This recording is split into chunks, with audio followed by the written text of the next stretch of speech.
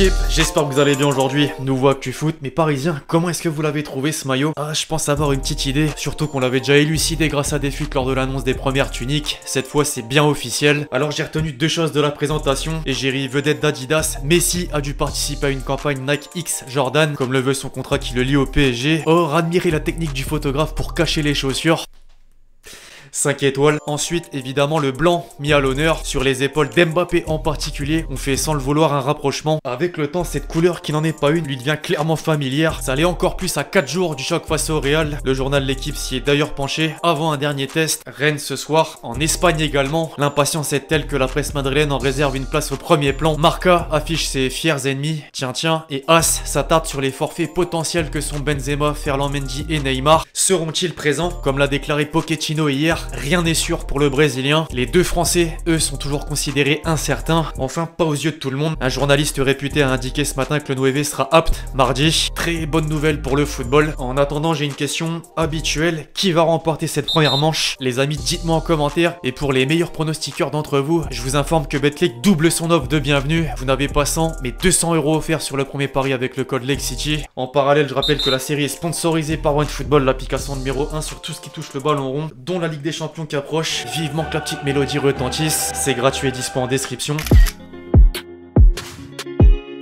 On va rester dans la lignée sur laquelle j'ai introduit cette vidéo, étant donné que le club de la capitale a dévoilé plusieurs images de son futur centre d'entraînement prévu pour la saison 2023-2024 à Poissy, pendant que défile le diaporama entre guillemets. Quelques chiffres: 74 c'est le nombre d'hectares de terrain, 17 rectangles verts dont 6 chauffés et 5 synthétiques. Les structures comprendront 48 chambres pour les joueurs, des piscines, saunas, hammams, lieux de vie et j'en passe, afin d'accueillir les différentes sections professionnelles. À l'extérieur, 4000 arbres seront plantés. Quant au plus important, le coût total des travaux, 300 millions €, c'est moins que de Neymar en 2017. Plus sérieusement, voilà, un chantier monstre sur tous les plans. A noter que le campus est situé à 25 minutes du parc, donc pas très loin. Rapidement, tenez l'équipe, j'y pense maintenant, je compte sur vous pour lâcher votre meilleur pouce levé. Beaucoup l'oublient, ça prend 2 secondes et ça m'aide grandement. Merci vraiment à tous ceux qui le feront, vous êtes les boss. Avant de basculer sur le concret, un mot sur le mercato. Tenez, notamment celui qui est susceptible de réaliser Leonardo l'été prochain. Entre prolongation d'Mbappé, les deux pistes Pogba-Paqueta pour le milieu de terrain. Et bien sûr, Haaland. Le média français a rapporté que l'idée du Paris Saint-Germain en cas de départ d'Mbappé est de recruter le Norvégien. Des échanges auraient même déjà eu lieu et la direction est prévenue sur tous les aspects. Le montant du transfert, donc la clause libératoire qui se situe aux alentours des 80 millions €. Le salaire du bonhomme, les commissions agents, perdu joueur également, sans oublier l'inévitable concurrence. Des clubs de première ligue le suivent de très près. D'ailleurs, selon Sky Sport, ils ont un avantage sur Florentino Pérez qui mise avant tout sur le prince de Bondy. Puis sans surprise, le grand rival barcelonais. Laporta en fait catégoriquement une priorité, avec l'insistance des quotidiens catalans à l'image de Sport. Un nouvel argument de poids peut aller en la faveur de ces derniers. Le récent contrat signé avec Spotify rapportera près de 300 millions € sur les 3 prochaines années. C'est plus que toutes les autres écuries européennes. C'est pas tout. À ça pourrait s'ajouter les revenus en Ligue des Champions. À l'instant T, c'est pas trop d'actualité avec la Ligue Europa, mais à l'avenir, guettez cette information. Selon The Times, Nasser, qui est président de l'ECA, a confié être proche de conclure un contrat TV et marketing pour la C1 à hauteur, écoutez bien, de 15 milliards €. De quoi donner plus de pouvoir au club. Certains vont dire c'est mauvais, d'autres non. Bref, en attendant d'avoir votre avis, quelques officiels pour clôturer cette page. 2 anciens joueurs de Ligue 1 vont évoluer en Turquie. Loïc Rémy d'un côté avec Adana Demirspor, d'un autre, le Lyonnais Yacine Benzia à Hatayspor. Pourquoi pas? Passons à la Coupe de France. Les quarts de finale sont désormais actés et si on fait une rétrospective de la semaine, Monaco était la première équipe à avoir pris son ticket en battant Amiens. On s'y attendait un peu. Par contre, beaucoup moins à propos de l'affiche avec un grand A. Les deux clubs qui occupent le podium de la Ligue 1 aux côtés de Paris, Nice et Marseille ont étonné, c'est le terme. L'OM pour s'être littéralement fait découper, tandis qu'aux Aiglons, pour la manière dont a été marquée cette qualification, un total régal en partie lié à la performance d'un certain Justin Kluivert, auteur d'un doublé et de multiples percussions offensives. Le fils de la légende aurait été un élément clé, d'où cette note de 9 totalement méritée. Pour boucler la boucle, Nantes a mis fin à l'aventure bastiaise, les Corses sortent de la compétition avec honneur et les Canaries recevront Monaco dans le dernier carré. Concernant les petits poussés d'N2, Versailles a pris l'ascendant sur Bergerac au terme d'une séance de tir au but et affrontera certainement l'adversaire le plus redoutable. Quoi qu'il arrive, bravo d'avance pour le parcours.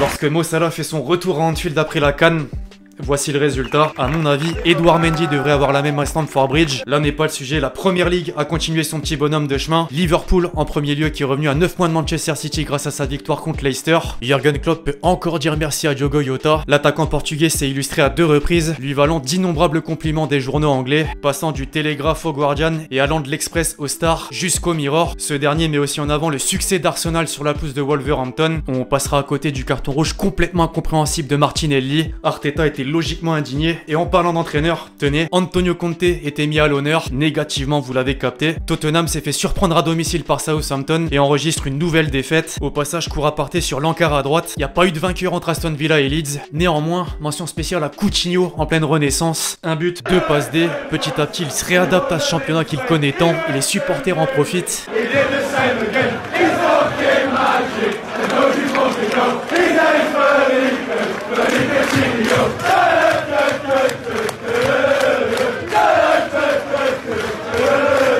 Le chant est incroyable. Revenons à nos moutons avec le leader actuel. Pas de problème pour Manchester City qui s'est imposé contre Brentford. Inutile de passer en revue toutes les unes. Cependant, pour faire la transition, faisons une fixette sur celle du Manchester Evening News et en particulier sur le haut de la page. Pochettino encore rapproché du logo de Manchester United. Effectivement, à en croire plusieurs sources, le vestiaire mancunien aurait déjà voté pour son arrivée. Intéressant, à confirmer bien évidemment.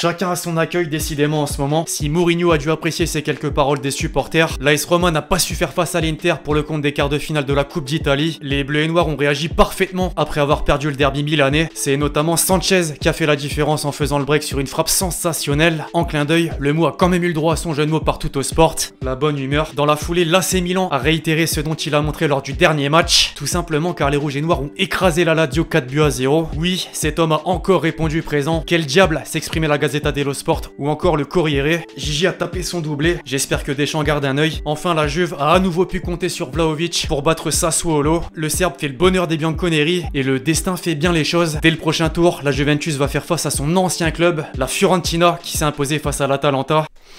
L'histoire est belle. Quand un joueur se confie en interview, on a toujours envie de connaître les tenants et aboutissants. Ce jour, les déclats sont réservés à Marco Verratti après un entretien dans les colonnes de l'équipe. Je cite: comme d'habitude, quand on joue pas bien, évidemment je suis triste. Avec les joueurs qu'on a, on peut pas se contenter d'une victoire. Il faut toujours s'améliorer. Chacun d'entre nous doit penser qu'on peut faire plus et on doit faire plus. La mentalité. Parfois quand je vois qu'il me reste 5, 6 ou 7 ans à jouer, je me dis qu'il faut vraiment que je profite de chaque match, de chaque entraînement et faire toujours plus. Dans la même lignée, j'ai grandi en Ligue 1, je l'adore, elle m'a beaucoup appris. Quand je vois des joueurs qui arrivent sans la connaître, souvent ils me disent que c'est pas facile, il est pas vu comme il le mérite, mais c'est un championnat très difficile. Beaucoup le disent au fil du temps, ça fait plaisir. Je veux jamais frapper un ballon juste pour le dégager. Si j'attire 2 ou 3 adversaires sur moi, ça veut dire que je libère 1 ou 2 coéquipiers. Je veux réussir la passe qui va déclencher une action. J'aime ça. Ça on l'a très bien cerné, c'est son jeu. Enfin une dernière pour la route. Une bonne passe c'est comme un bon dribble. Avec l'expérience, j'ai appris à sentir quand il faut garder la balle et le moment où il faut la lâcher. Il arrive que les gens me prennent pour un fou, mais ça vient aussi tout seul, c'est naturel. Voilà.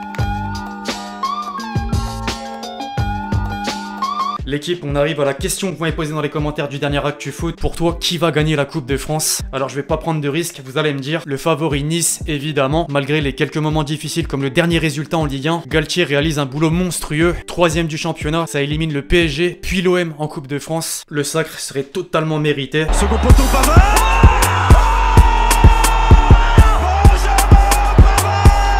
Avant de faire le clap de fin, les quelques buts qui méritent une attention particulière. Centre, il est bon ce centre vers Figueiredo. La position de frappe pour Cafu. Et là,